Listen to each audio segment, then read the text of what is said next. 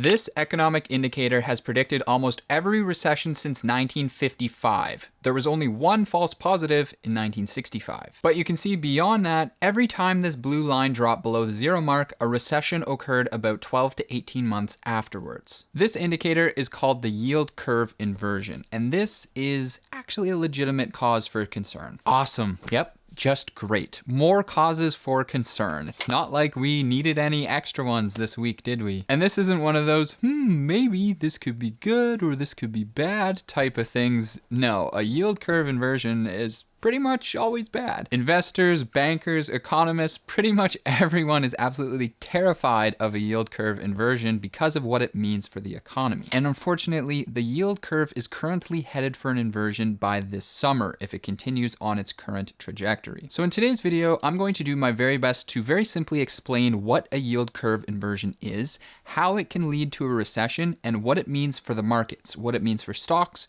real estate, and crypto. To understand what a yield curve inversion is, first we need to understand what the yield curve is. Let's start with a really basic example to give us the tools that we'll need to understand it. So let's say I was running a business today, and we'll say I was running Tony's Pizzeria. My good friends call me Tony because of my last name, Antonioni. They always go, "Hey, Tony!" So we'll go with Tony's Pizzeria. Then let's say I came to you and asked to borrow some money, and I wanted 2 different loans to help me grow my pizza shop. I said, hey, first, I need a short-term loan that I can use to invest to help grow the business, and I'll pay you this loan back in 2 years. But I would also like a more longer-term loan so that I can continue growing my business for the long term, and I'll pay you this money back in 10 years. And let's assume in this example that the economy is doing very well right now and pizza shops are just absolutely booming. They're just slinging pizzas out the door left, right, and whatever. So with these 2 loans, I would ask you, how much interest would you charge me? And which loan would you charge me more interest for?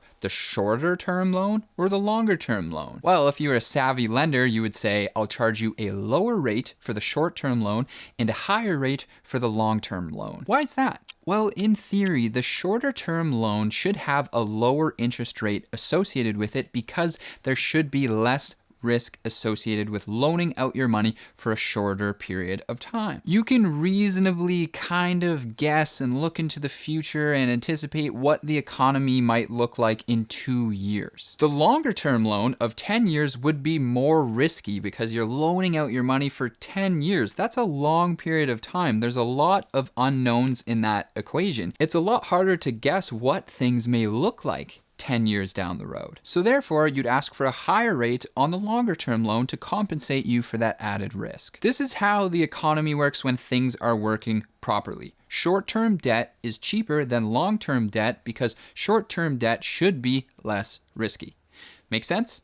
Okay, so now let's apply this to understanding the yield curve. The specific yield curve that we're talking about today is the relationship between short-term debt yields and long-term debt yields of the US government. So let's replace Tony's Pizzeria in the previous example with the government. So the government also issues debt in these 2-year and 10-year increments, and they issue this debt through treasury bonds. And this debt is financed by various people. It can be financed by you and I, citizens, or it can also be financed by investors or bankers. If you were to buy a 2-year treasury bond from the government, you'd essentially be giving your money to the government for 2 years, receiving interest payments in return, and then after that period expires, you would receive your money back. So if we apply our understanding from Tony's Pizzeria here, we can make the assumption that in normal times, the 2-year government bond should have a lower interest rate associated with it than the 10-year government bond. And remember, that's because it's easier to anticipate what will happen in 2 years than it is in 10 years. So the shorter duration is perceived as less risky. And this very important relationship between the yield of the 2-year bond versus the 10-year bond is visualized by the yield curve. Now, the most important thing to understand about this visualization of the yield curve is that in normal times, the graph will be above the zero line. When the graph is above the zero line, short-term interest rates are lower than long-term interest rates. Remember, that's normal. Now, here's where the scary inversion comes into play. This can happen when the graph begins to head towards the zero line and then actually goes below it. When this happens, it is signaling that short-term interest rates are higher than long-term interest rates. Now, that's a bit of a brain twist, right? Because that's the opposite of normal times. Why would short-term interest rates be higher than long-term interest rates if short-term loans are normally less risky? Well, remember, that's in normal times. You see, in other times, sometimes we perceive short-term loans as actually more risky than long-term loans, and that's generally right before bad times. You see, this is why the yield curve inversion is not good. It tells us that citizens, investors, and bankers think that the immediate future holds more uncertainty than the next 10 years does. This is the complete opposite of the way we view a normal economy. All right, but how does this predict or lead to a recession? Well, psychology definitely comes into play here, right? The yield curve inverting shows us a negative shift in psychology. But is that all there is to it? Can this shift in human psychology actually predict and then lead to a recession? Well, it turns out that's not all there is to it. You see, a yield curve inversion actually has mechanics which actively contribute to a recession. And this happens because yield curve inversions make it more expensive to refinance short-term debt. Think of it this way. Because we live in a credit-driven economy, we rely on credit being able to flow efficiently and cheaply. Imagine this credit as a stimulant. To keep the economy going, we need to take continuous hits of this stimulant. And in the short term, it's generally cheaper and cheaper to continue to take these hits. But what if the opposite happened? What if the cost of the stimulant actually started getting more expensive and each subsequent hit from the last one you took was more expensive than the last? Eventually, you can run into a situation where the cost of the debt will be higher than the rewards that are produced by the debt. So rising interest rates on short-term debt actively slows down the economy and basically starts these negative feedback loops within it. All right, so far this all doesn't sound so good. So what does it mean for the markets? Well, first, let's remember that the yield curve has not inverted yet. It's on track to invert by the summer maybe, but that assumes that we keep heading in this exact direction. Basically, the path we are on right now is that the Federal Reserve has signaled that they're going to start hiking interest rates, perhaps fairly aggressively, and the bond market is reflecting this. They're pricing in that they're going to hike interest rates quite a bit. And if this happens, this could cause the inversion that we're talking about. So history shows us that basically every time we have had a yield curve inversion, the stock market dropped quite a bit after. You can see the most recent examples in 2000, 2008, and 2020. Here's the thing though, to play devil's advocate,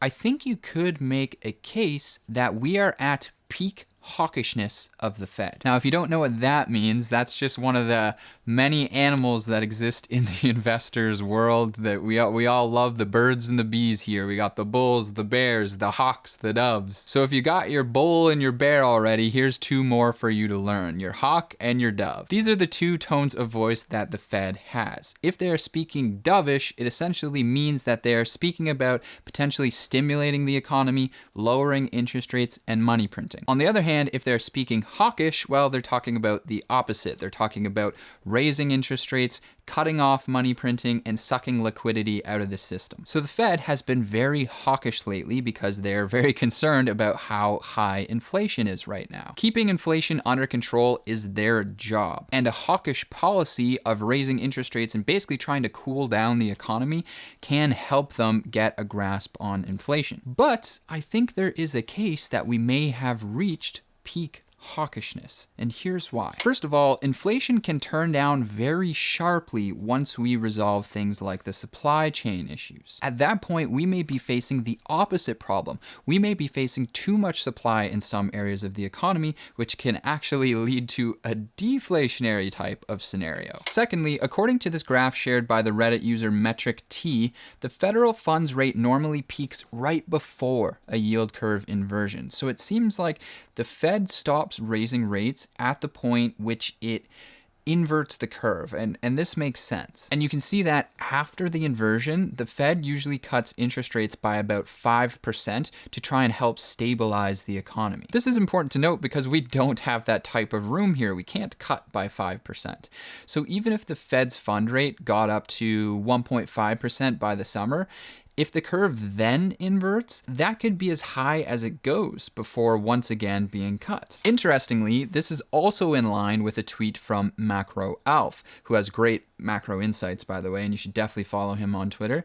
He's basically saying that the bond market is pricing in very likely rate cuts by 2024. On top of that, the Fed will be attempting to tighten the economy into headwinds like this chart showing very clearly declining consumer sentiment. Additionally, rising interest rates poses a serious problem to the massive amount of government debt the United States has. Small increases to the rate costs a lot of money in interest payments, as you can see here. And finally, allowing inflation to run a bit hot is actually good for government debt because it essentially devalues it. This is a tactic called financial repression, and this is something that governments sometimes actually choose to do. It's a very strange thing, and I wanted to dive into it more, so I'm working on a video about that right now, and I'm hoping to release that later this week. So basically, all of this is to say that I think you could make a case, I'm not saying this is for sure what's going to happen, but I think you could make a case that potentially what will happen, we may have a short-lived tightening cycle that happens rather quickly,